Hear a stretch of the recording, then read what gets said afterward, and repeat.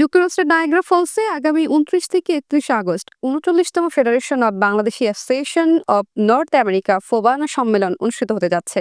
শাহ নেওয়াজ ও গিয়াস আহমেদের নেতৃত্বে আয়োজিত এবারের সম্মেলনের মূল প্রতিপাদ্য প্রবাসী নতুন প্রজন্মই হোক আগামী শক্তি। নিউ ইয়র্কের জ্যাকসন হাইটসে অনুষ্ঠিত সংবাদ সম্মেলনে জানানো হয়, নায়াগ্রা ফলসের একটি বিলাসবহুল ভেন্যুতে অনুষ্ঠিত হবে এই সম্মেলন, যেখানে থাকবে সেমিনার, সিম্পোজিয়াম, নান্দনিক সাংস্কৃতিক অনুষ্ঠান এবং প্রবাসী তরুণদের জন্য বিশেষ কর্মসূচি। ফোবানার একাংশের চেয়ারম্যান মোহাম্মদ শাহ নেওয়াজ বলেন, দলমতের ঊর্ধ্বে উঠে ফোবানার পতাকা তলায় ঐক্যবদ্ধ হয়ে প্রবাসীদের স্বার্থে কাজ করাই আমাদের লক্ষ্য। আর গিয়াস আহমেদ জানান, প্রবাসীর স্বপ্ন পূরণের জন্য ঐক্যের বিকল্প নেই।